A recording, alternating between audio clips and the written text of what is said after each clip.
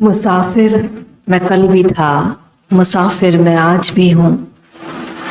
कल दूसरों की तलाश में था, आज खुद की तलाश में हूँ।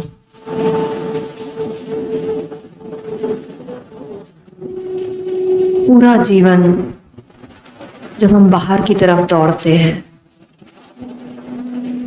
तब कहीं ना कहीं जब हमारे हाथ कुछ नहीं लगता, तब हम भीतर की तरफ दौड़ते हैं। तब हमें पता चलता है कि बाहर तो मैं खाली हो जाता हूँ। मैं जब जब बाहर की यात्रा करता हूँ, दूसरों में कुछ ढूंढता हूँ, मैं खाली होता चला जाता हूँ। और जैसे ही मैं भीतर की यात्रा करता हूँ, मैं भर भर जाता हूँ। ये ईश्वर मेरा मुझे भर भर देता है, मेरी जरा सी एक भीतर की यात्रा, और वो मुझे दोनों हाथों से देना शुरू कर देता है।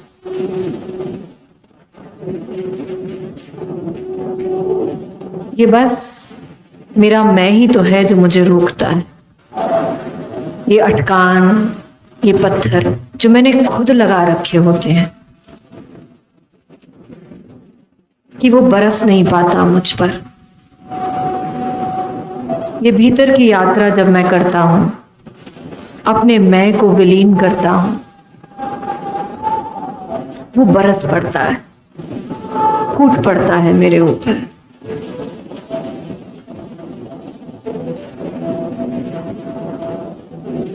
ये मैं को जैसे ही मैं अपने हाथों से नीचे रखता हूं, ऊपर परमात्मा एक ताज मुझे पहनाता है कि आ मेरे प्यारे, मैं तेरा कब से इंतजार कर रहा था।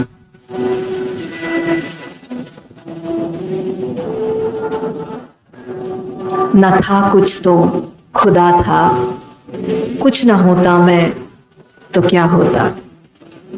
डुबोया मुझको होने ने, न होता मैं तो खुदा होता।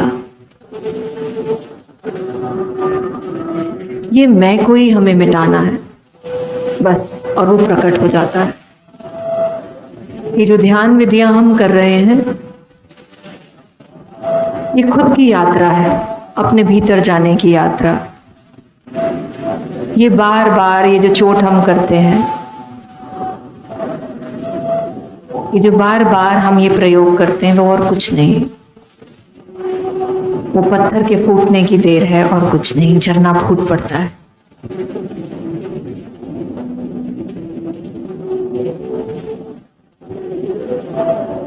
परमात्मा हमारी प्रतीक्षा सदैव करते हैं और कोई हमसे शिकायत भी नहीं करते।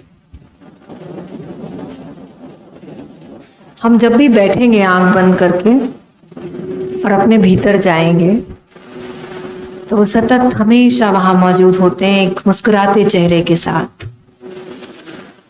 जैसे ही हमने भीतर मुड़े अपने, और वो हमेशा हमारे आलिंगन को आतुर रहते हैं दोनों हाथों से।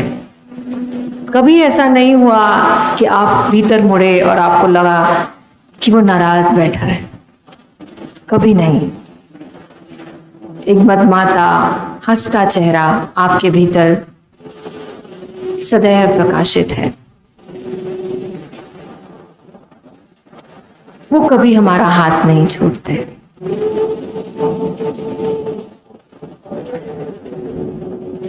हमें ये पूरी कोशिश करनी चाहिए, पूरी श्रेष्ठता से। जैसे समझ लो एक जिद्दी बालक जब वो जिद दिखाता है तो उसको वो चीज मिलती है। ऐसे ही हमें परमात्मा के लिए अपनी जिद दिखानी है कि बस अब तो बात हो गई, अब तो मैं करके रहूंगा। यही बात हमें रोज अपने साथ करनी है कि अब बस, जब भी कभी ऐसी अड़चने आए, अपने भीतर जाएं और उसको मुस्कुराता पाएं, और आप सजग हो जाएंगे, सचेत हो जाएंगे, आप अपने तक पहुंच जाएंगे। रोज प्रयास करने हैं हमें। जैसे हम यहाँ पे रोज प्रयास कर रहे हैं, वैसे हमें वापस जाते हुए भी रोज प्रयास करने हैं संसार में। हमारी महक भी चारों तरफ फैलनी चाहिए, ये भीतर की महक। ये जो ओशो ने हमें ये गिफ्ट दिया ध्यान स्वरूप, वो हमें औरों तक भी पहुंचाना है। हमें कोशिश करनी है कि ये हमें बांटना है लोगों के बीच। ऐसे ही नहीं हमें सद्गुरु दे गए, I leave you my dream. वो कहते हैं कि मैं तो अपना स्वप्न तुम पर छोड़ता हूं, तुम्हें खुद को तो प्रकाशित करना ही करना है। तुम जहां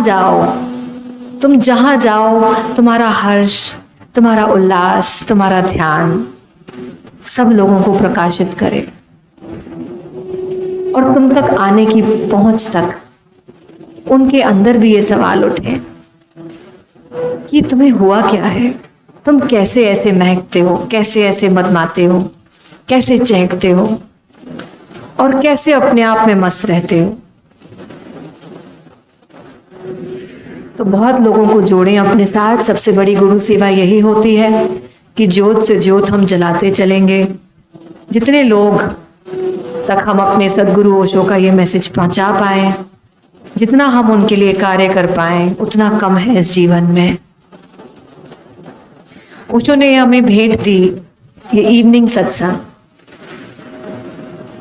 ये संध्या सत्संग जब बिल्कुल उनके आखिरी दिनों में उन्होंने बनाया, और कैसे हमें समझ लीजिए धरती पर एक चांद उतार कर दे गए।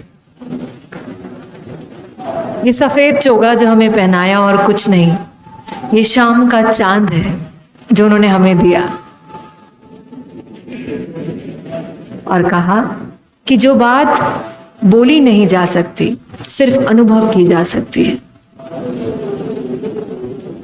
उत्सव मनाओ, और उत्सव मनाने के साथ साथ मौन भी हो।